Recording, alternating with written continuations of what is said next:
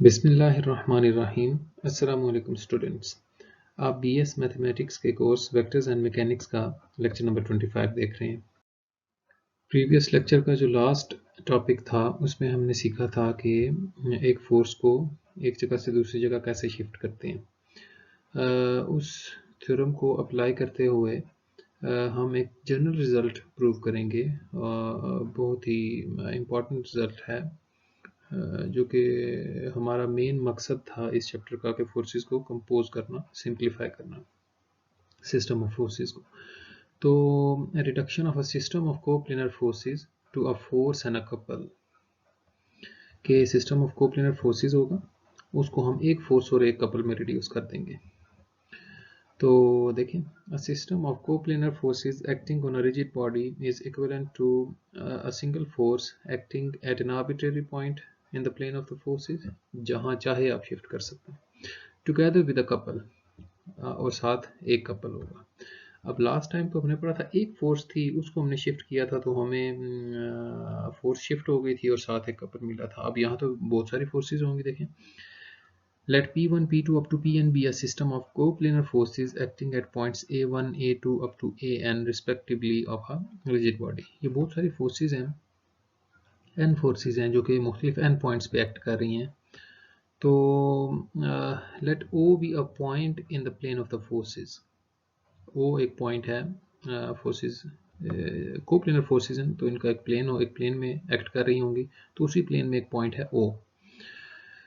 When we shift the force P I, अब तो बहुत सारी फोर्सेज है ना, उनमें से एक इंटरमीडिएट फोर्स हमने पी आई कंसिडर कर ली जो कि पॉइंट ए आई पे एक्ट कर रही है। ए आई कुछ भी हो सकता है, फॉर एग्जांपल ये 1 से 10 तक है ना फोर्सेज, तो हम फॉर एग्जांपल 5th फोर्स या किसी को भी जनरली इंटरमीडिएट किसी भी फोर्स को कंसिडर कर रहे हैं कि होगा क्या। When we shift the force P I acting at point A I to the point O, कि जब हम वो फोर्स जो कि ए आई पे एक्ट कर रही है पी आई, उसको ओ पे शिफ्ट करेंगे, तो लास्ट टॉपिक में हमने पढ़ा था, तो क्या होगा, we get a force P I at O, हमें ये फोर्स मिल जाएगी ओ पे, पी आई शिफ्ट हो जाएगी यहाँ पे, and a couple P I minus P I, ये कपल मिल जाएगा P I minus P I, whose moment is equal to the moment of pi, this original force about O, जिसका moment कितना होता है, ओरिजिनल फोर्स का moment about O के। ये हमने लास्ट टाइम प्रूव किया था कि जब भी किसी फोर्स को हम शिफ्ट करेंगे तो ये कुछ होगा। तो हमने एक फोर्स को शिफ्ट करके देखा कि यूं हो रहा है। सिमिलरली हम बारी बारी सबको शिफ्ट करते हैं। Similarly shifting all the n forces at O, we get n concurrent forces P1, P2 up to Pn at O।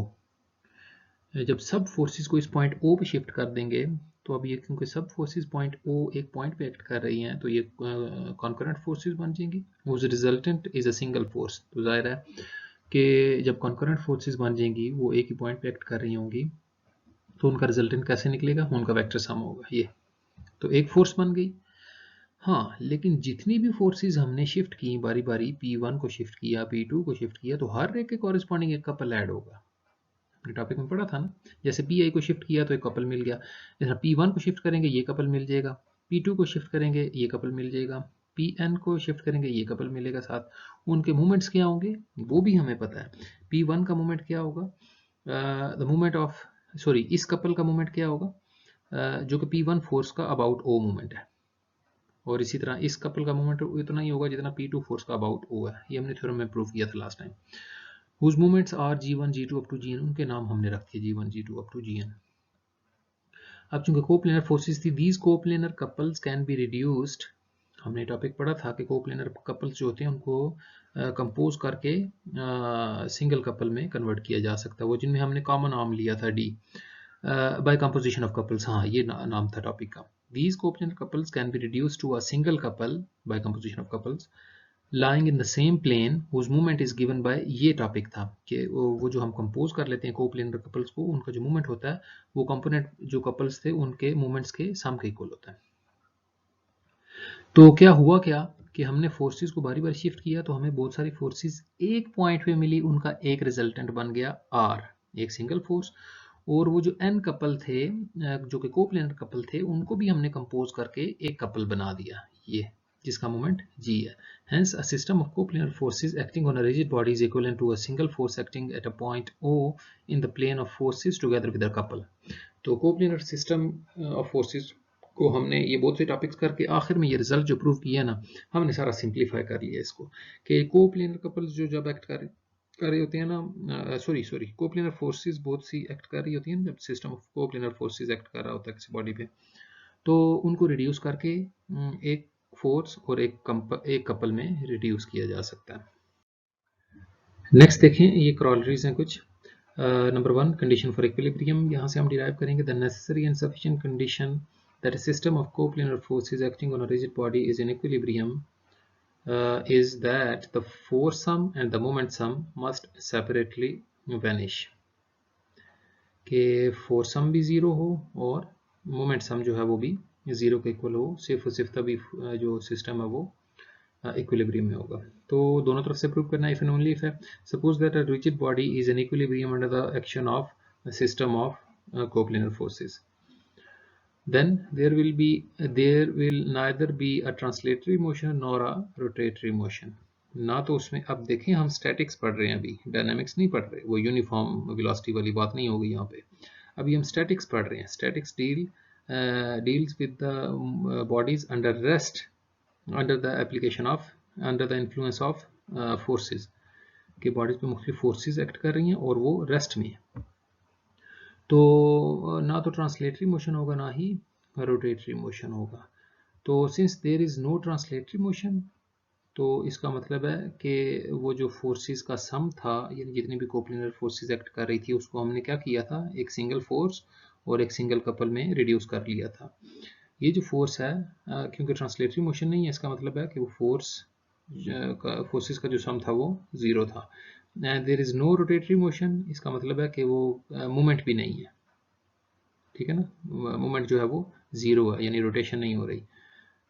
अब जो मूवमेंट था वो तो इक्वल था g1 plus g2 up to gn, तो हमने फोर्स सम को भी जीरो के इक्वल शो कर दिया और मोमेंट सम को भी जीरो के इक्वल शो कर दिया. कन्वर्सली सपोज दैट, अब इन दो को सपोज करेंगे और प्रूव करेंगे कि जो सिस्टम है वो इक्विलिब्रियम में है. तो suppose summation p is equal to zero and summation g is equal to zero. अब फर्स्ट इक्वेशन क्या कह रही है, p1 p2 up to pn is equal to zero. तो इसका मतलब क्या हुआ कि जो रिजल्टेंट था वो जीरो है. अब इसका मतलब है नेट फोर्स जो है इस पे एक्ट कर रही थी वो जीरो है. इसका मतलब है there will be no translatory motion, कोई ट्रांसलेटरी मोशन नहीं हो रहा. From 2 g1 plus g2 up to gn is equal to zero, इसको हमने जीरो लिया हुआ है. इसका मतलब है कि वो जो कंपोज करके जो मूवमेंट, नेट मूवमेंट आया था वो जीरो है, यानी no net rotation. So there will be no rotatory motion, hence the given system is in equilibrium. ये प्रूव किया. अब असल में जो सिस्टम ऑफ कोप्लेनर फोर्सेस था ना, वो रिड्यूस हो चुका है एक फोर्स और एक कपल में. तो उस हवाले से पहले ये कंडीशन हमने प्रूव की कि इक्विलिब्रियम वाले केस में क्या होगा कि फोर्स का सम भी जीरो होगा और मोमेंट्स का सम भी जीरो होगा. अब नॉन इक्विलिब्रियम केसेस में क्या होगा कि कोई एक चीज़ बिलफर्ज पहले zero, for example r is non zero and g is zero. इसका मतलब क्या होगा कि then the force system is equivalent to a single force, यानी ये सिर्फ एक फोर्स के इक्वल हो जाएगा, मूवमेंट जीरो हो जाएगा. Therefore there is only translation and no rotation. सिर्फ ट्रांसलेटरी मोशन हो रहा होगा, रोटेशन नहीं हो रही होगी क्योंकि मोमेंट जीरो है. अगर r जीरो हो और g नॉन जीरो हो, then the system of forces is equivalent to a single couple. फिर सिंगल कपल के इक्वल होगा. उस सूरत में क्या हो रहा होगा कि ट्रांसलेटरी मोशन नहीं हो रहा होगा, सिर्फ रोटेशन हो रही होगी. थर्ड केस, अगर r भी नॉन जीरो हो, g भी नॉन जीरो हो, then there will be both translatory and rotatory motion. Translation भी हो रही होगी, रोटेशन भी हो रही होगी. इसको कैसे कंपोज करेंगे, या फिर नया प्रॉब्लम आ गया कि ट्रांसलेशन भी हो रही है, रोटेशन भी हो रही है, एक फोर्स है और एक कपल है. अब इनको कैसे रिड्यूस करना है, कंपोज करना है, उसके लिए एक थ्योरम है. तो r और g अगर दोनों नॉन जीरो हों, यानी एक फोर्स हो और एक कपल हो, तो उनको कैसे कंपोज करना है. ये कन्वर्स है शिफ्टिंग थ्योरम का कि a single force and a single couple acting in the same plane upon a rigid body are equivalent to a single force acting in a direction parallel to its original direction. उसको मज़ीद हमने simplify कर लिया. इसको prove करते हैं कि एक फोर्स है, let R be the given force acting at point O ये R फोर्स है जो कि पॉइंट O पे एक्ट कर रही है, and P minus P with a given couple with arm D। ये कपल है P माइनस P जिसका आर्म D है, acting upon a rigid body, जो कि एक रिजिड बॉडी पे एक्ट कर रहे हैं। Then the moment of the couple is given by, couple का मोमेंट क्या होगा, सॉरी ये स्केलर मोमेंट होता है, ये वाला जो होता है ना P इंटू डी, ये स्केलर मोमेंट होता है, इस पे एरो हेड नहीं है। तो G इज इक्वल टू, इसका मैग्नीट्यूड कैसे निकालते थे, किसी भी जो दो फोर्सेज हैं दोनों का मैग्नीट्यूड इक्वल ही है ना, किसी भी फोर्स का magnitude into moment of PD। अब हम करेंगे क्या, replace the couple P minus P by an equivalent couple R minus R having arm D1 such that minus R acts at O and R acts at A as shown in figure। हम क्या करते हैं कि ये जो couple था ना P minus P वाला, इसको रिप्लेस कर देते हैं couple R minus R couple से, जिसका मोमेंट आर्म जिसका आर्म जो है, आर्म ऑफ कपल जो है वो D1 है। अब देखें हमने ये सीखा था ना कि अगर दो कपल्स ऐसे हों कि जो कोप्लेन एक ही प्लेन में हो, दूसरी बात कि उनका मूवमेंट सेम हो, तो फिर वो इक्विवेलेंट होते हैं और उनको एक दूसरे से रिप्लेस किया जा सकता है। Replace the couple P minus P, हाँ ये हमने कर लिया, with arm D such that, हाँ तो अब देखें such that minus R as shown in figure. Now movement G is given by, अब क्योंकि ये इक्विवेलेंट कपल्स थे ना, तो इसका मूवमेंट जो है वही होगा जितना उसका मूवमेंट था, यानी G ही होगा। लेकिन अब इस वक्त क्योंकि फोर्स जो है वो R है और मोमेंट आर्म D1 है, तो इसका मोमेंट क्या बनेगा, R टाइम्स D1। अब इक्विवेलेंट कपल्स का मोमेंट सेम होता है, ये भी G है वो भी G था, इन दोनों को इक्वेट करें, FD PD, फोर्स हमने P ली थी, PD is equal to RD1। तो यहाँ से D1 की वैल्यू क्या आएगी, PD ओवर R, ये P है F नहीं है,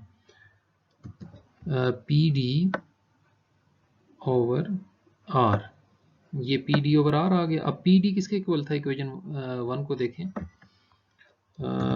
PD जो है ना वो तो G के इक्वल था, तो G ओवर R D1 आ गया हमारा।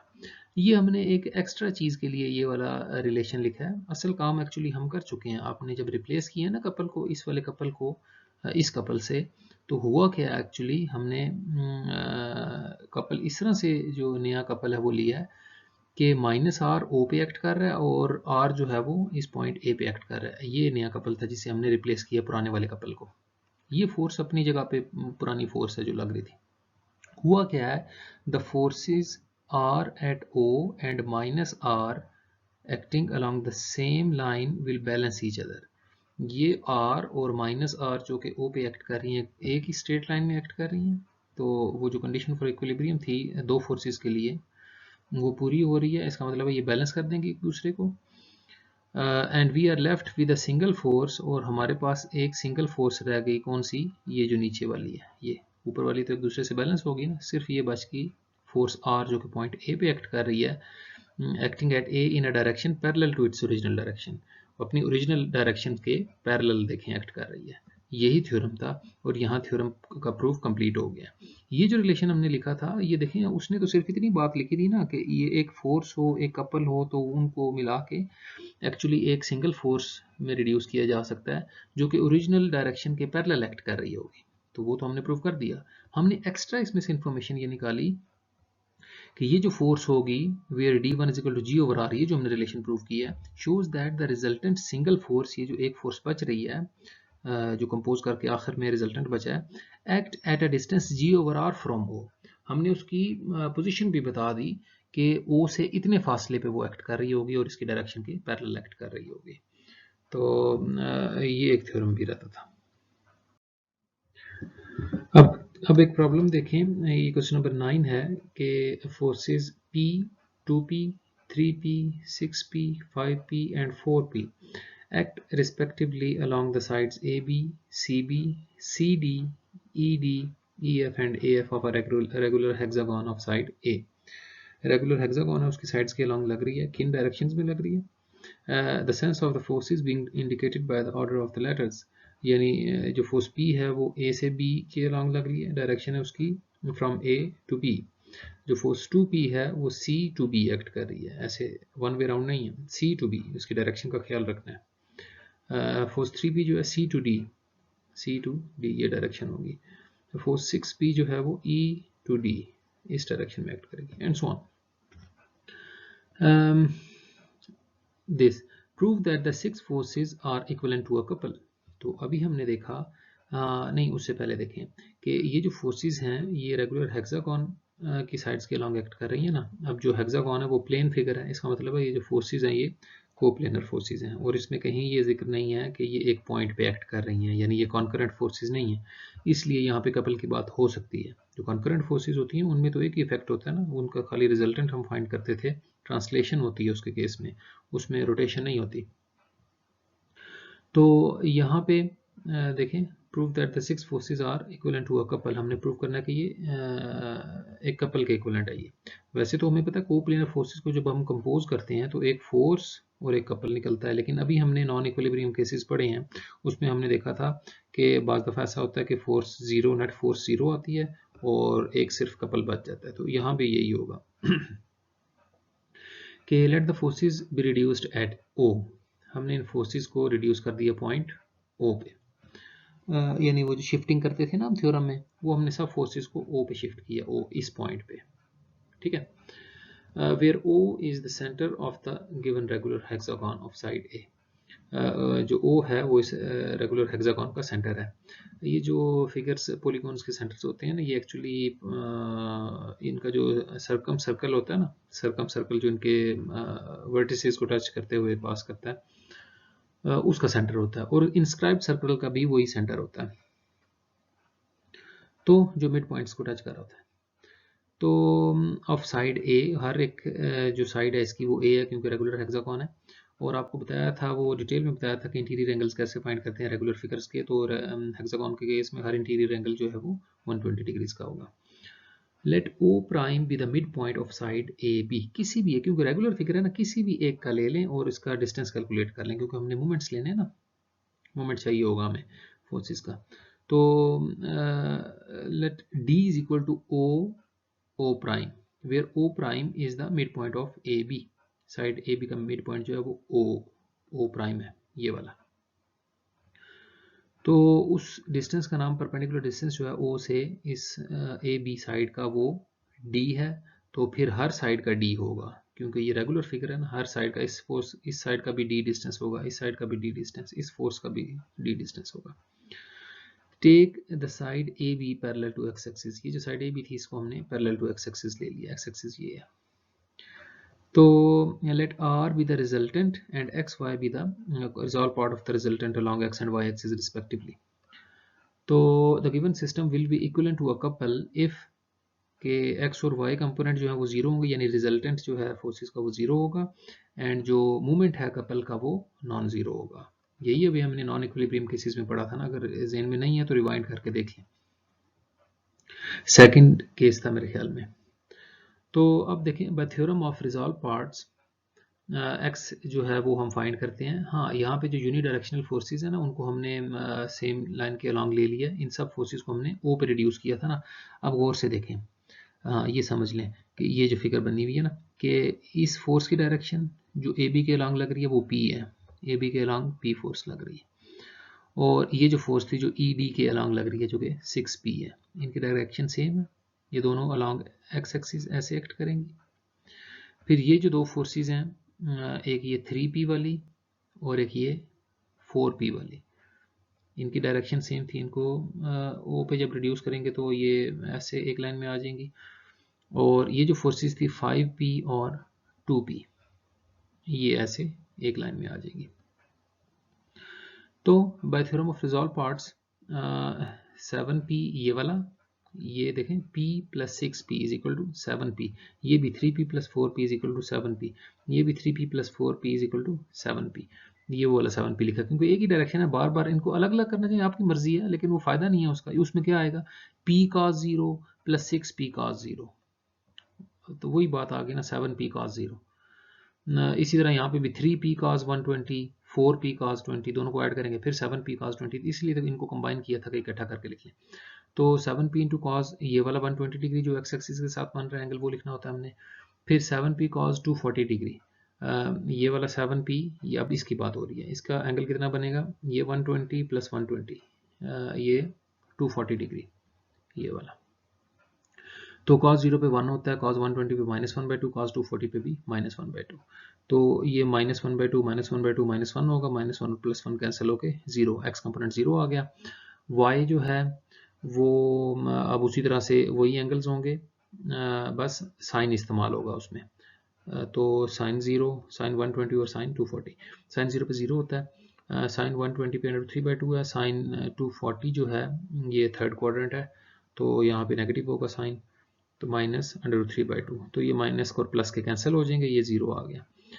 तो रिजल्टेंट कैसे निकलता है, एक्स कंपोनेंट का स्क्वायर प्लस वाई कंपोनेंट का square whole square root, resultant का मैग्नीट्यूड निकाल रहे हैं जो कि 0 आ गया। तो हमने शो ये करना था कि ये 6 forces are equivalent to a couple, यानी रिजल्टेंट 0 आएगा और कपल का जो मूवमेंट है वो नॉन जीरो आएगा, ये शो करना है। तो मूवमेंट लेने से पहले हमें ये डिस्टेंस, परपेंडिकुलर डिस्टेंस मालूम होना जरूरी है। तो डी कैलकुलेट करने के लिए ये ट्राइंगल देखें ए ओ प्राइम ओ, यहाँ पे कंसिडर किया इसको, ये टोटल एंगल 120 डिग्री था, तो ये अंदर वाला एंगल जो है 60 डिग्री बनेगा। ये सब कुछ ये जो हो रहा है ना, ये बाइसेक्ट हो रहा है एंगल, ये भी इसी वजह से हो रहा है कि ये रेगुलर फिगर है। तो 60 डिग्री tan अप्लाई करते हैं कि हमें बेस पता है, देखें ये हमें दिया गया था ना कि हर साइड जो है इस हेक्सागोन की वो उसकी लेंथ a है, तो हमने o प्राइम जो था वो मिड पॉइंट लिया था, with the mid point of side A B, तो फिर a o prime half of a होगा ना, a/2। तो हमें बेस पता है, परपेंडिकुलर फाइंड करना है, tan थीटा अप्लाई किया, tan 60 is equal to perpendicular over base. यहाँ से d की वैल्यू निकालेंगे, a/2 उधर जाकर मल्टीप्लाई हो जाएगा, वैसे tan 60 √3 होता है ना, तो यहाँ से d की वैल्यू आ रही है √3a/2। तो अब मूवमेंट लेते हैं, now taking movement about O, movement about O लेते हैं, तो इन फोर्सेस का, इन सारी फोर्सेस का ये, ठीक है।